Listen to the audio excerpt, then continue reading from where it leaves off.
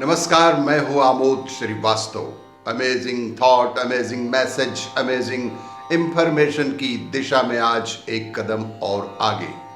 आज के प्रेरक प्रसंग में श्री लाल बहादुर शास्त्री। आपको ये मेरा वीडियो अच्छा लगे तो लाइक करें, शेयर करें और लाल बटन दबाकर सब्सक्राइब अवश्य करें। साथ ही बेल आइकन दबाना बिल्कुल ना भूलें। भारत की दो महान हस्तियों की जयंती 2 अक्टूबर को होती है। महात्मा गांधी ने जहां दुनिया को अहिंसा का पाठ पढ़ाया, वहीं लाल बहादुर शास्त्री का पूरा जीवन सादगी से भरा हुआ रहा। लाल बहादुर शास्त्री और महात्मा गांधी एक ही दौर की दो महान शख्सियतें थीं। लाल बहादुर शास्त्री गांधी जी को अपना गुरु मानते थे। उन्होंने उनसे सादगी, व्यक्तिगत अखंडता और देश के प्रति प्रतिबद्धता की सीख हासिल की।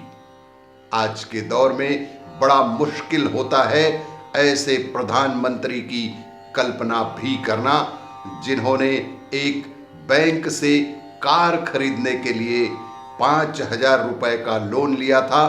उनके जीवन से जुड़े कई प्रसंग आज भी महत्व रखते हैं और हमें कुछ ना कुछ नया सीख देते हैं। दिखावा उन्हें बिल्कुल पसंद नहीं था। शास्त्री जी के बेटे अनिल बताते हैं, बात तब की है जब मेरे पिताजी केंद्रीय गृह मंत्री थे।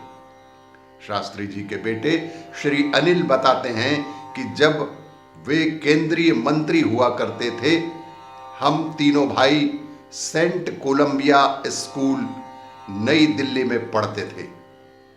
हम तांगे में बैठकर स्कूल जाया करते थे, जबकि हमारे कई दोस्त कारों में आते थे। जो कारों में आते थे उनके पिता सरकारी अधिकारी थे और उनमें से कई तो गृह मंत्रालय में मेरे पिता के अधीन भी काम किया करते थे।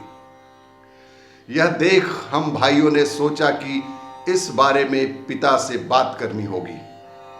जब पिताजी देर रात घर आए तो हमने उनसे पूछा कि गृह मंत्री के बेटे होने के बावजूद हम कार से स्कूल क्यों नहीं जाते। इसका जवाब उन्होंने बड़ी सरलता से यह दिया कि हमारे पास कार नहीं है। वे हमें सरकारी कार दिलवा सकते थे, लेकिन उन्होंने चेतावनी देते हुए कहा कि यह कार तुम्हें तभी तक मिलेगी जब तक वे मंत्री हैं। मंत्री के रूप में कार्यकाल पूरा होने के बाद तुम भाइयों को फिर से तांगे में ही अपने स्कूल जाना पड़ेगा, जो और भी ज्यादा खराब लगेगा। शास्त्री जी नियमों के बड़े पक्के थे। उस समय लाल बहादुर शास्त्री रेल मंत्री हुआ करते थे। एक बार उन्हें बनारस से ट्रेन पकड़नी थी, लेकिन काफी कोशिशों के बाद भी वे समय पर स्टेशन पर नहीं पहुंच सके। ट्रेन के जाने का सिग्नल हो चुका था, लेकिन जैसे ही गार्ड को पता चला कि मंत्री जी स्टेशन पहुंचने ही वाले हैं, तो उसने हरी झंडी नीची कर दी और शास्त्री जी का इंतजार करने लगे। ट्रेन न चलने से सभी यात्री परेशान थे कि सिग्नल होने के बावजूद भी ट्रेन चल क्यों नहीं रही है। थोड़ी देर में शास्त्री जी स्टेशन पहुंचे और अपने कोच की ओर बढ़ने लगे। गार्ड भागा भागा उनके पास पहुंचा और बोला, सर, जैसे ही मुझे पता चला कि आप आ रहे हैं तो मैंने आपके लिए ट्रेन रुकवा दी है। यह सुनकर शास्त्री जी ने गार्ड को देखा और बिना कुछ बोले ट्रेन में चढ़ गए। गार्ड को लग रहा था कि मंत्री जी उसके इस कार्य से बेहद खुश हो गए हैं और अब उसका प्रमोशन जरूर होगा, लेकिन अगले ही दिन उसे ड्यूटी ठीक से न करने के आरोप में पद मुक्त ही कर दिया गया। ऐसे कठिन भी थे लाल बहादुर शास्त्री। सबको सम्मान देते थे शास्त्री जी। गृह मंत्री के पद पर जब वे थे तब उनके सरकारी निवास का एक दरवाजा जनपद तो दूसरा दरवाजा अकबर मार्ग की ओर खुलता था। एक दिन दो औरतें सिर पर घास का गट्ठर लिए उस रास्ते से निकल रही थी। यह देख उनके चौकीदार ने उन औरतों को धमकाया और डांट कर भगाने लगा।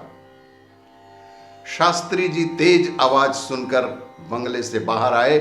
उन्होंने कहा कि उन औरतों के सिर पर बोझ है। अपने चौकीदार को उन्होंने समझाया कि देखो, उन औरतों के सिर पर भारी बोझ है और अगर उनके लिए यह मार्ग अधिक नजदीक है तो तुम्हें इसमें आपत्ति नहीं करनी चाहिए।